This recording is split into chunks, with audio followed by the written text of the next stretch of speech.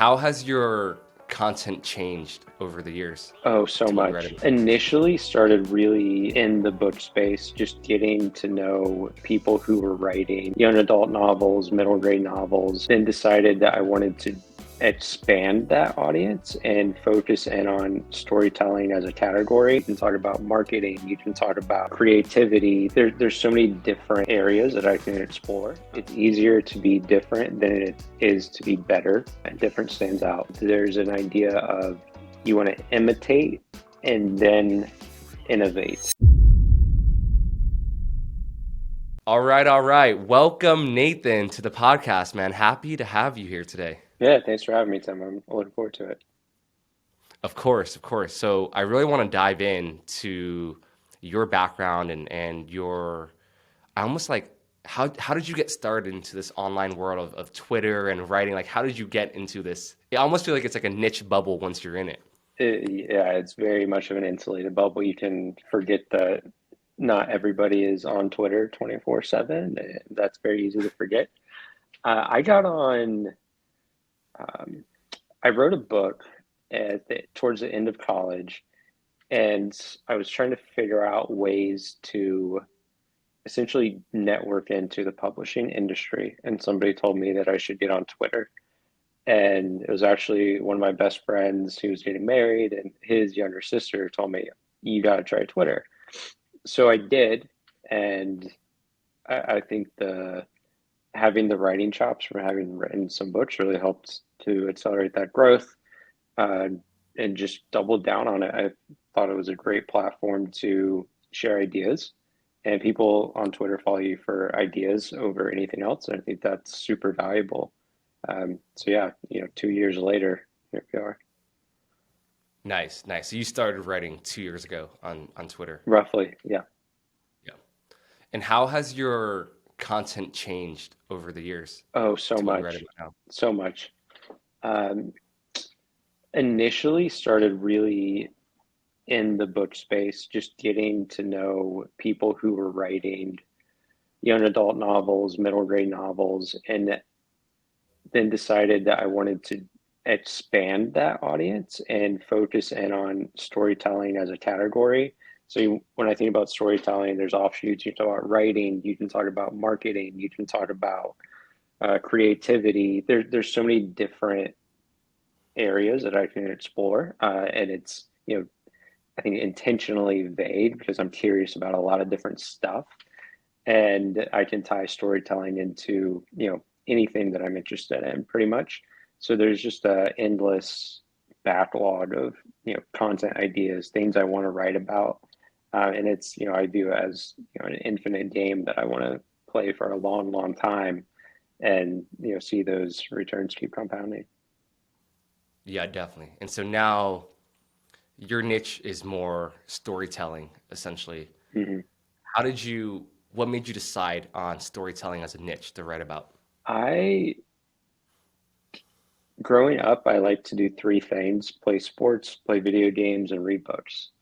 And like I have just always found that I'm at my best and my, happiest when I'm reading a lot, writing a lot.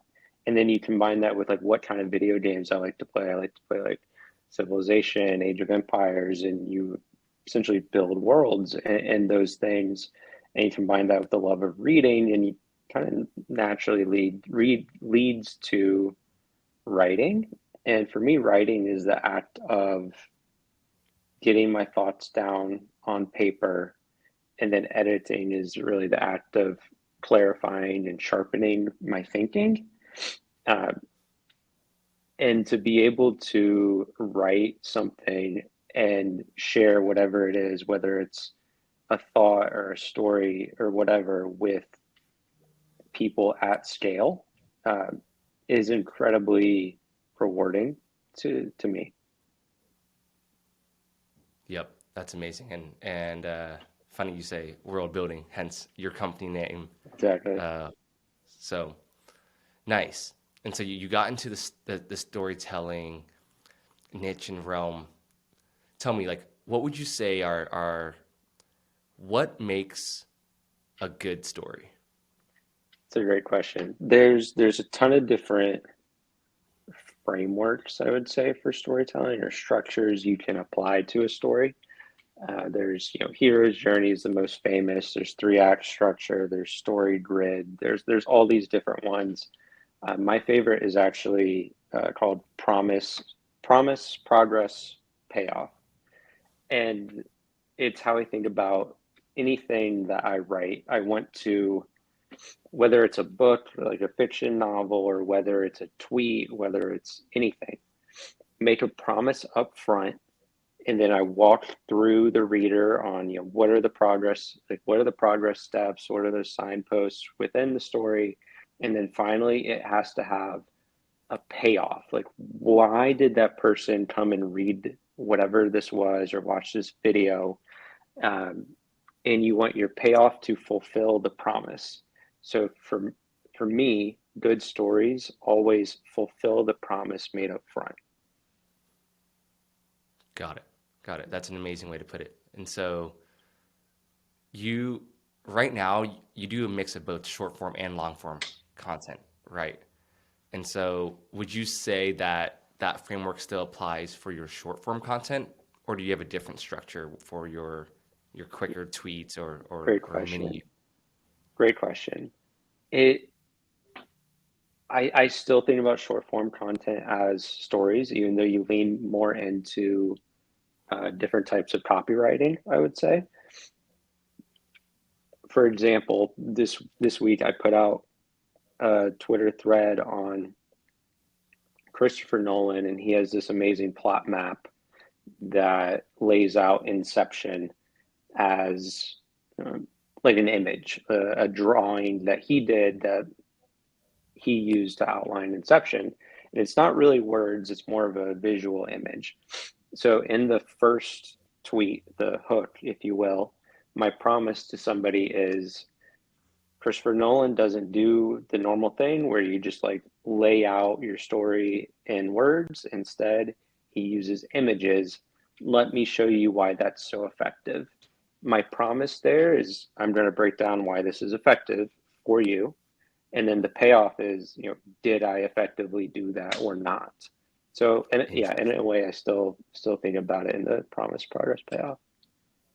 Nice. And that's an amazing way to simplify it because I mean, I'm not a good writer, and I've always like hated writing growing up, and now Really? I'm just starting to get into writing because Mm-hmm. I want to improve on that. And for me, it's like I don't even know where to start when I sit down, and now I have an idea generation notepad where I'm taking notes and ideas every single day. But it's like what you said, these frameworks are so important because if you have that structure, you can just throw your idea and make sure it hits the certain points. It's a I love the idea generation notepad. I do something very similar.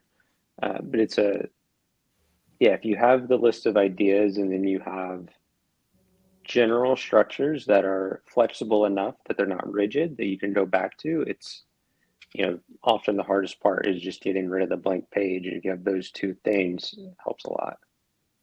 Yep, got it. What would your advice be for beginner writers out there who want to get started writing on Twitter and don't really know where to start? I think you have to do interesting things outside of Twitter, and you want to be different than what's already out there.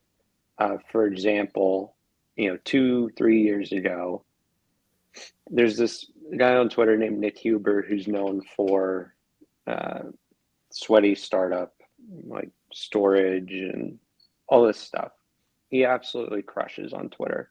And he was one of the very first people to really start talking about small businesses. You don't need to be venture backed. You don't need to do technology companies to make very good money as an entrepreneur.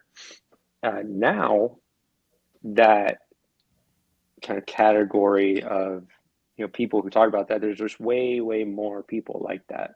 So what you want to look for is what you're interested in, what you have experience, expertise, what you're learning about that's not as much talked about on Twitter, and then make yourself different because that's how you stand out.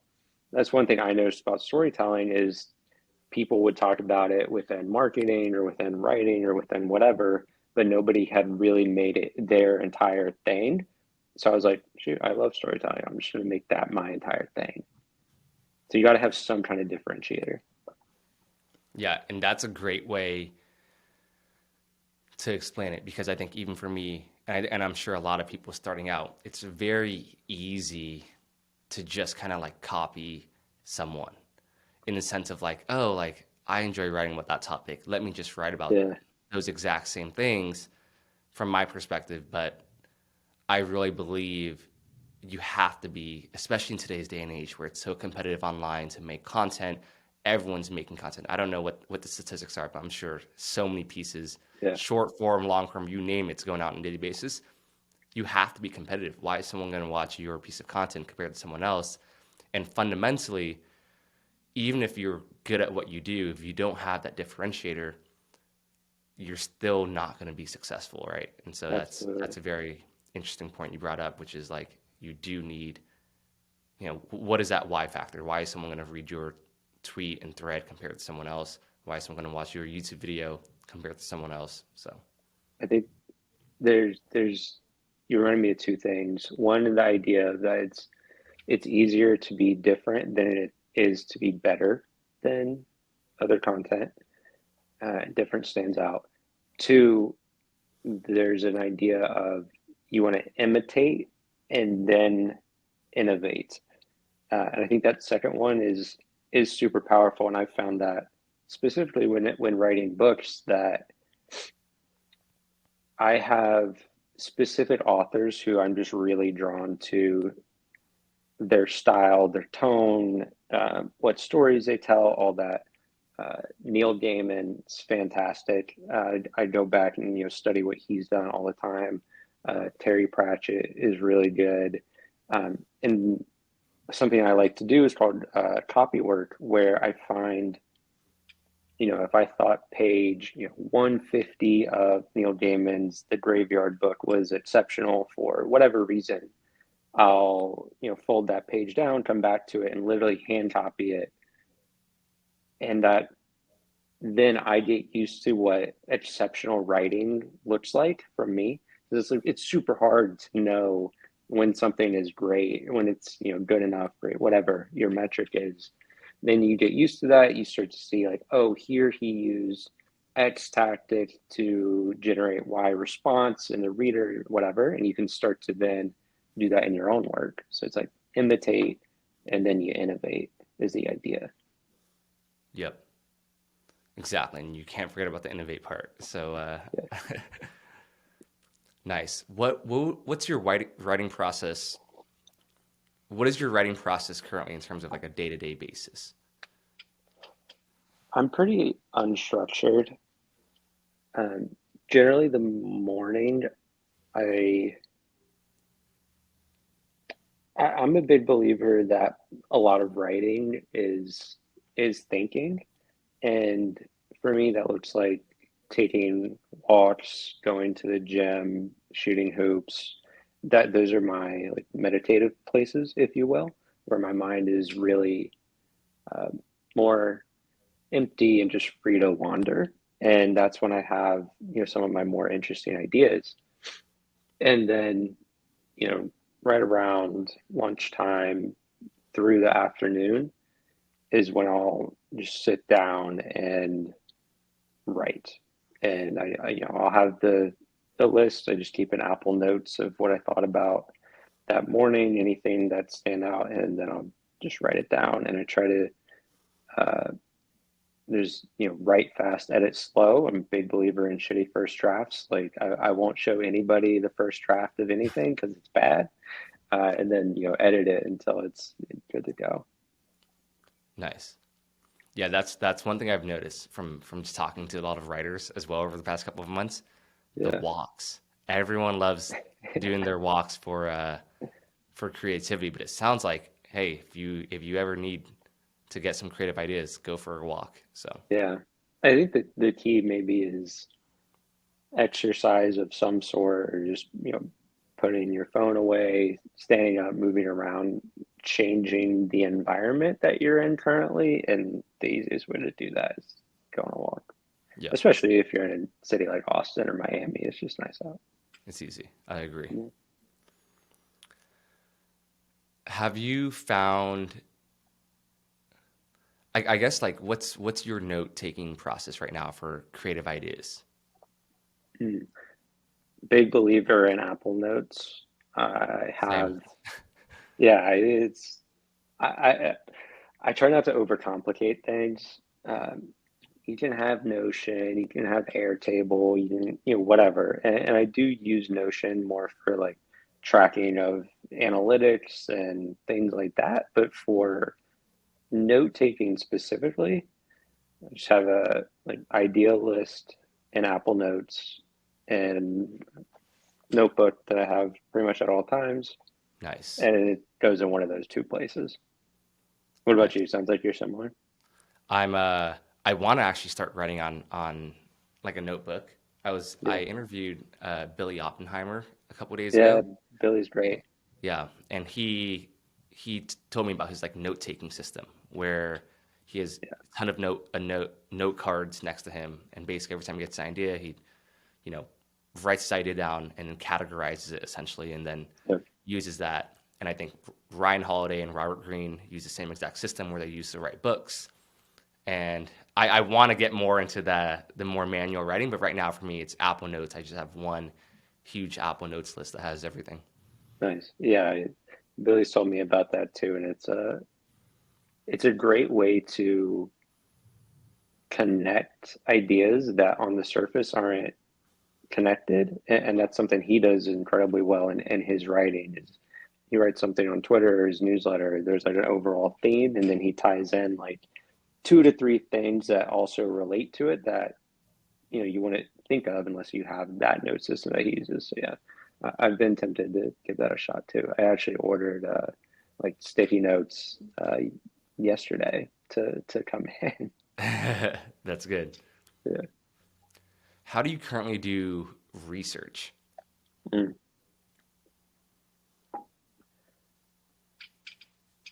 Mm.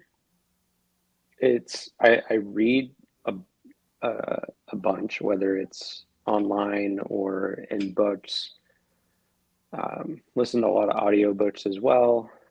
Just have that massive Apple Notes backlog is a lot of research too, or just ideas or quotes that I really like from places. Yeah. And then if I pick one to write about, and I'll just go super deep down that rabbit hole. There's a good app called Barely that helps a lot with research. It'll Chun Fan, if anybody is on Twitter, is one of the founders. It's really good, and you can kind of input like a YouTube video, like a 30-minute YouTube video. I don't want to watch 30-minute YouTube videos, and you can put it in there, and it'll spit out like the key ideas and timestamps and everything, so I can more efficiently do that research. And it does the same thing with longer articles or essays or like scientific papers. So I use that a lot. It's very good, and then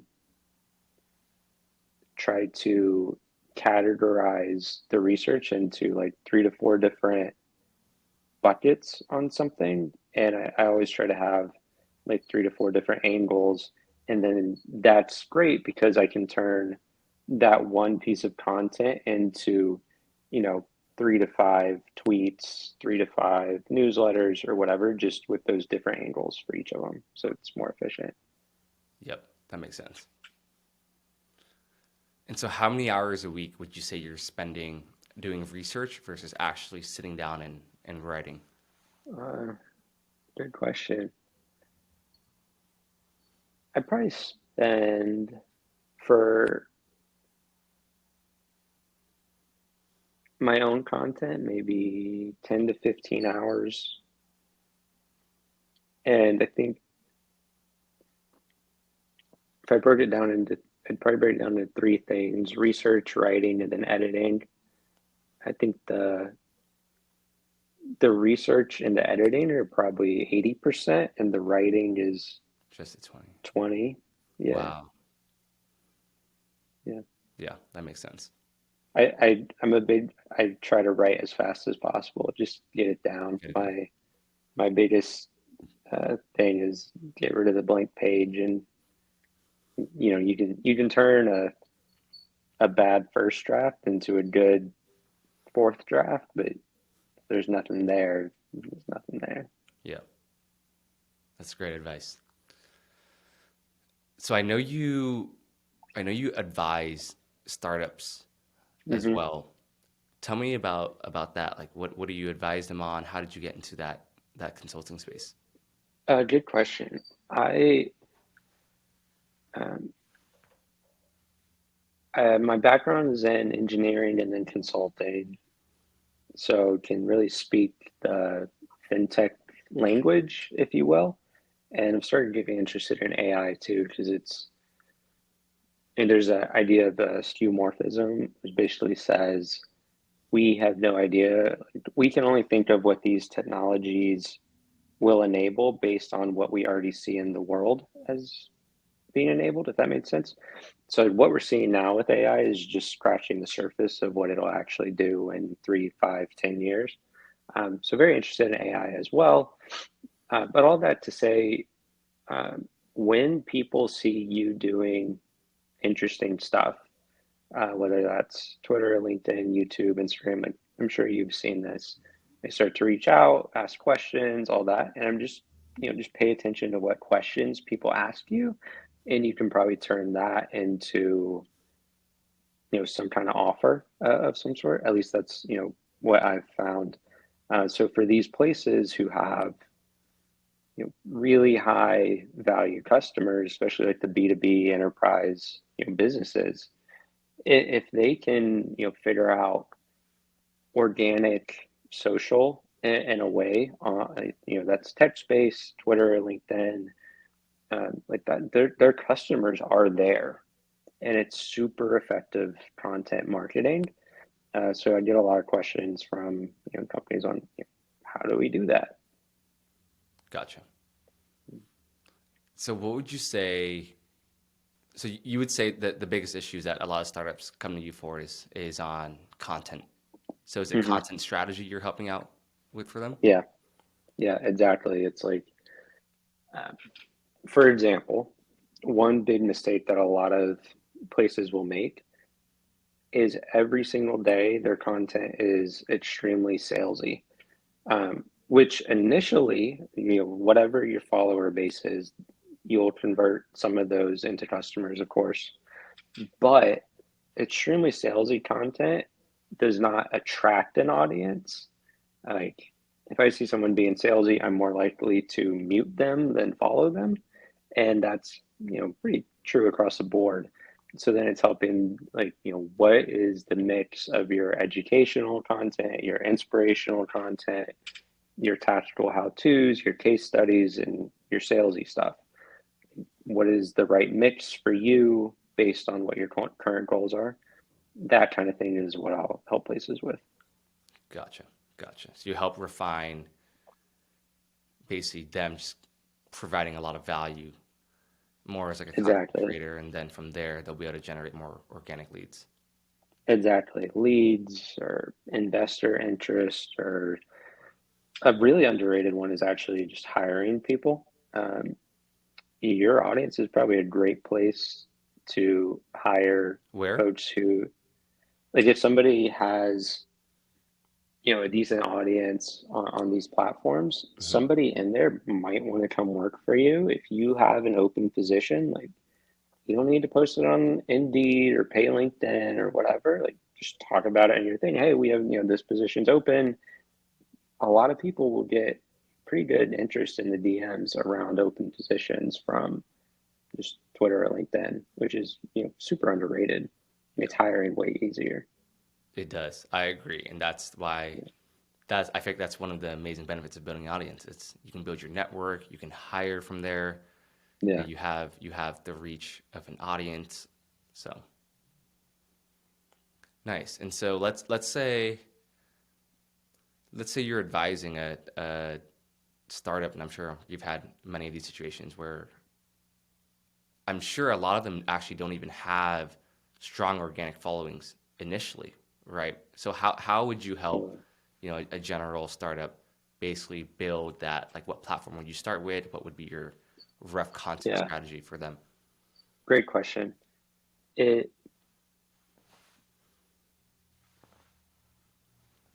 it's all starts with who the like ideal customer is. Like, who is that persona? Is that a B2B buyer at Bank of America, or is that somebody who wants to get some kind of skincare product for whatever reason? Is that whatever those questions are? Figure out who that persona is, and then it's okay. Where does that persona spend their time? If the answer is TikTok, Instagram, then you should do that, and you should completely ignore Twitter. You should completely ignore LinkedIn. If the answer is, your ideal customer is fintech CEOs at Series A, Series B, okay, you should ignore Instagram, you should ignore TikTok, and you should be on Twitter. If the answer is some VP at Bank of America or something, big corporation, then the answer is probably LinkedIn. So it totally starts with who your buyer is. Got it. That makes sense. I can tell you have a consulting background because of how you're breaking down it like a case study. It's like Yeah, very, very it's structured. But that's good though. It's good. the tree model or whatever. It's like if this, then this, Exactly. all that. Yeah, all that. Absolutely. But I'm sure that was a great experience for you as well, on top of the creative side of you. 'Cause I think Yeah, you do need both, absolutely. to organize it. So It's yeah, I think a lot of creators would kind of hate on the 9 to 5 thing, but for me, spending I only managed to stay in consulting for a year and a half, so it wasn't super long, but uh, it was very valuable time and experience that has let me do what I do now. I don't think yeah, it might have taken longer, all that good stuff without that background. So I'm thankful for it. yep. What's your plan with World Builders? Tell me more about that. Great question. I So for context, World Builder is my newsletter all about storytelling, creativity. I would generally share one tactic or tip to become a better storyteller, two examples of folks who have used that tactic, or two resources, and then three really ideas from either myself or others on storytelling, writing, creativity. Um, it's almost at 70,000 readers, which is way more than I ever expected to have on a newsletter about storytelling. I didn't know how many people would be interested. Uh, so that's been great, and um, I'm pretty laser focused on getting it to 100,000 readers as fast as I can while keeping engagement high. Um, and then from there, it's you know, do I do you listen to curiously like Founders podcast by David Senra or How to Take Over the World by Ben Wilson? They're two really great podcasts. I haven't. No. Well, definitely recommend them. I think Okay. you specifically as a founder will find a lot of value there. Um, Specifically, David Senra's, it's really exceptional. Um, I went to basically do the written version of that for storytellers. That could mean authors, that could mean entrepreneurs, that could mean singer songwriters, whoever, where it's kind of case studies on what they're doing, what their process is, what tactics they're using to engage their audience, to compel them to do something, to take action, to tell these stories. Um, and maybe turn that into like a paid version of the newsletter. The long-term game with the newsletter is, you know, I want to be an author. I write fiction. It's what I love to do. So, 10, 15 years down the road, that's what I want to be known for. And having one of my big theories is that right now in nonfiction, having an audience is a huge advantage because you have proof that people like your content around this, whatever idea you're talking about. For Morgan Housel, for example, Psychology of Money is really an extension of one of his best performing blog posts. Great book. Really? Great book, great blog post. And it makes a lot of sense if somebody liked the shorter version. Okay, let me expand on this idea, and hopefully people like that too. Works really well. James Clear, Atomic Habits, same thing. He had a very successful blog that got tons of traffic around habits, then wrote a book about habits. And of course, the product, the book itself has to be very good, and those guys nailed it. But any creative work takes two things. It creates that it needs that quality. Like if you read it, a certain number of people need to share that with friends. So it's like the startup idea of a K factor. You get that exponential growth, but you also need like some sort of distribution and critical mass of people to read it. So you just have enough traction initially for that growth from the quality to take over. It's the same idea with books. So my theory is, in the next decade, give or take, that fiction will start to look more like that, where folks who have audiences, specifically email lists or YouTube or podcasts, where you really have that higher affinity, will just have a big advantage. Yeah. And that's a great way you put it, where it's like right now you're just refining your skills, you're building an audience, and at the same time you're putting out content that's giving you, I mean, one, you enjoy doing it, but two, eventually you'll stumble upon that hit piece, Yeah. right? And from there, it's that ties in perfectly with your passion of writing books. So Yeah, that's the theory. We'll see if it works. yeah, I mean, hey, it makes sense. I think it's a great plan. In terms of your content and how you see it evolving, right now I know you said you send a weekly newsletter Mm-hmm. on how to write better stories, how to tell better stories. Do you see yourself expanding a little bit outside of that niche and starting to push that boundary? Great question. I I very much have shiny object syndrome where I'm like, oh, I could do, this, and all these different things. I try to limit myself to like three main initiatives because I think I can do three things very well. Any more than that, then everything kind of starts to take a hit on quality, which I want to avoid. So figuring out, maybe I do branch out of it, but I personally want to be known, for storytelling, for that long term goal of writing fiction books, because there's a lot of alignment there. But I'm also quite interested in content marketing and affiliate marketing and know a lot about these subjects, but don't really write about them very often, just given that's not what, I've built the audience on. So maybe there's something there. I have some ideas, but we'll see. Yep. Tell me a little more about a few of your hit pieces that you've written on storytelling, or the ones that have gone viral for you. Yeah, What would those topics be that you wrote about, and what were the big takeaways? great question. There's a few that come to mind. Uh, First, I wrote about. Are you a Formula One fan by chance? So I wouldn't call myself a fan, but I've been to F1 twice here in Miami this Nice. past a few weeks ago, and then the year before. So Yeah. I don't know what's going on, but it's I enjoy it. It's interesting to me.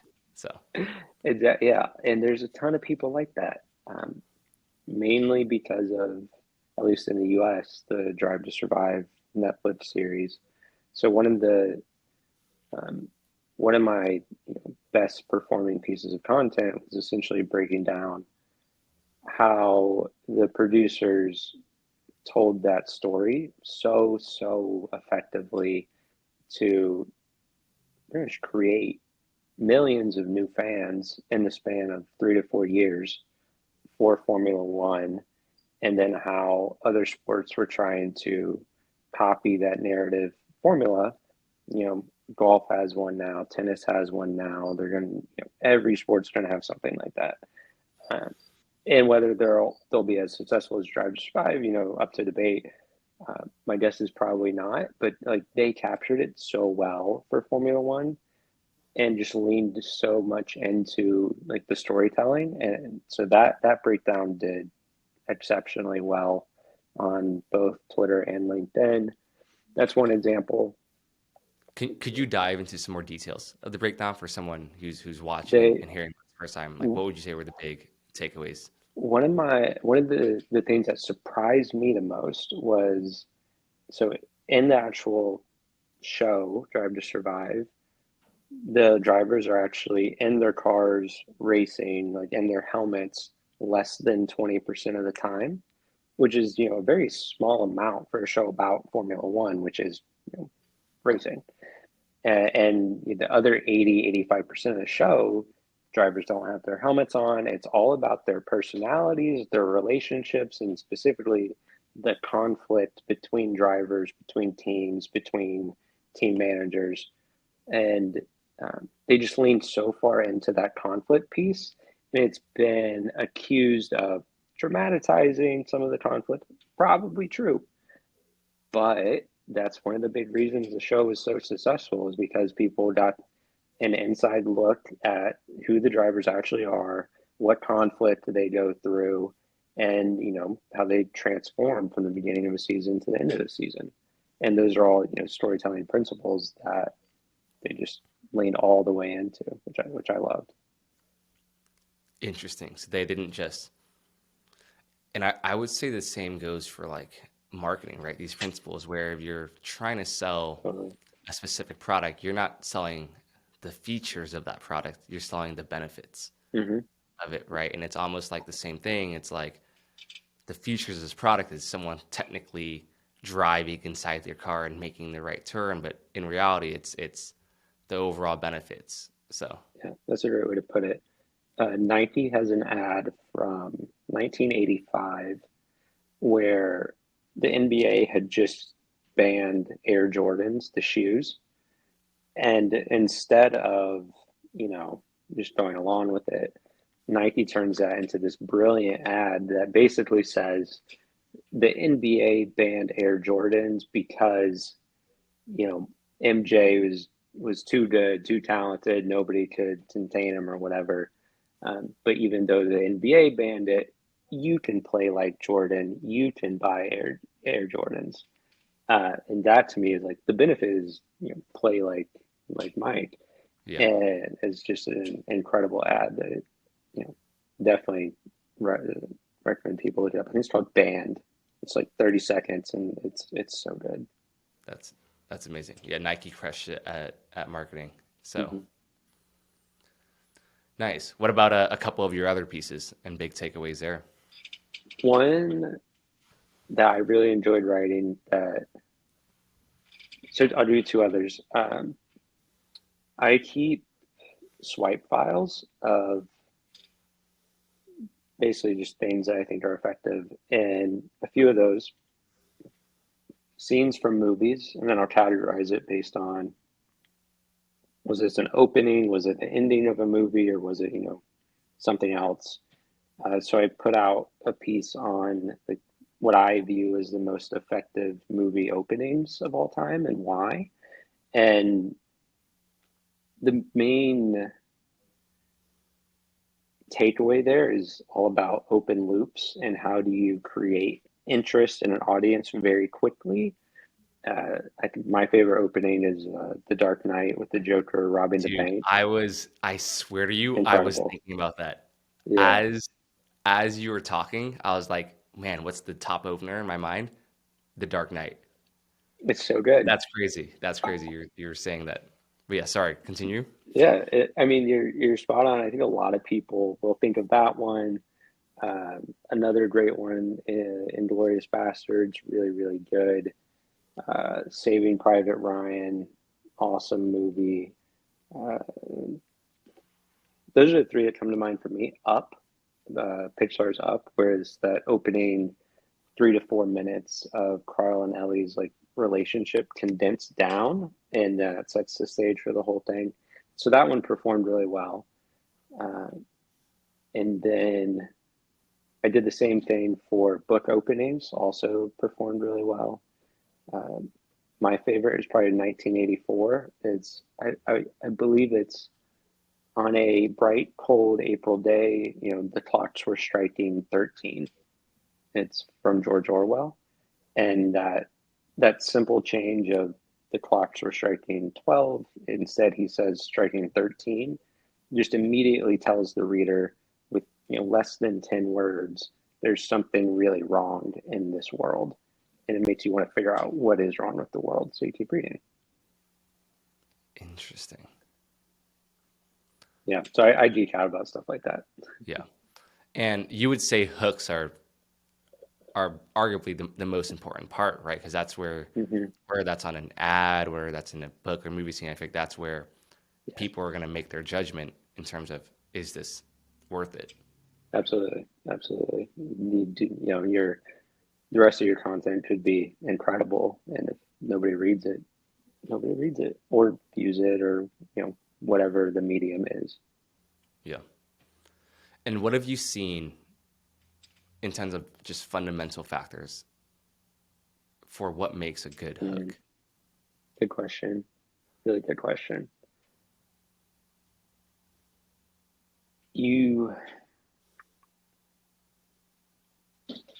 So there's the more obvious stuff, like you want to make a big promise, you want to ask questions. But one thing is that I'm trying to do more and more, how does your hook differ from other hooks on whatever platform you're using? So if you're on Twitter, how can you make a hook that looks different than other hooks? So maybe you include a visual, maybe you include a video, maybe instead of um, the meme right now is the 99% of people, whatever, like, don't do that. But how do you put a spin on that that's unique and different and stands out from the rest of the timeline? I think those are the best hooks. If you can make somebody intrigued, that's great. Another really good one is using a negative. And I'm actually writing a little bit more about this. That's probably why it comes into my head. But if you can say for example, my recent hook about Christopher Nolan says, Christopher Nolan doesn't use outlines. I don't tell you there what he does use. Instead, it's does not use. So there's that negative, which then immediately opens the question of, okay, so then what does he use? So the negative offers kind of a binary of, there's this option and this option, and you only tell them one, and it opens the loop, if you will, of what is this other one. So it gets somebody's attention. That's one I've been liking recently. Nice. I really like that. Yeah. Hopefully that made sense. Yeah. And what did you say was your third piece that came to mind in terms of viral things things that you've written that have done very, very well? J.K. Rowling for Harry Potter used one type of outline for the entire series, and she fit it all on one page, and there's this image of her handwritten notes of the page that she used specifically for the part of the fifth book. And since you wrote about why that's so effective, and the key idea there is, this book, the fifth Harry Potter, was like 800 pages long, which is tons of words, massive book. But the outline was incredibly simple. It was five or seven columns, each one tying to like a main plot, theme, and then there's nothing else in the entire book that doesn't play into one of these plot lines, and most things in the book play into multiple at a time. So there's the idea that it's, a lot of people try to do way too much with stories. There's like a bajillion different things going on, but really, like the best authors, the best the best storytellers focus in on a very small set of, through lines throughout the story that they focus on, and her outline's a great example of that. So that one performed very well too. Yeah. That's I think it's great that you're breaking down all of these topics because the beginner watching someone like me, you don't really think about these things.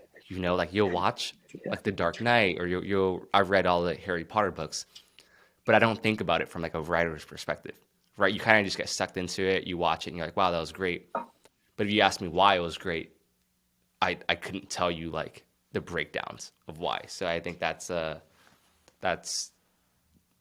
pretty cool that you're doing that to see it from a technical perspective. So Thank you. It's a blessing and a curse. Sometimes I read something and I'm like, oh, I just want to enjoy this and not think yeah, about the technical what they're doing. that's funny. That's funny. Cool. Well, I think that is probably it for today. So I appreciate you coming on and just sharing all of your amazing insights and thoughts on writing and storytelling and your background as well. And I'm just very excited to hear that. And as I work on my writing journey, and I think a lot of people watching this who want to get started writing, go subscribe to World Builders and learn how to tell better stories. Because I think whether or not you want to write, I think the art of just telling stories, even in person and what it is, it's so key because it's effectively how you communicate. So, Thank you. I couldn't agree more. Thanks for having me on, Tim. Enjoyed it. of course, thanks for coming on, Nathan.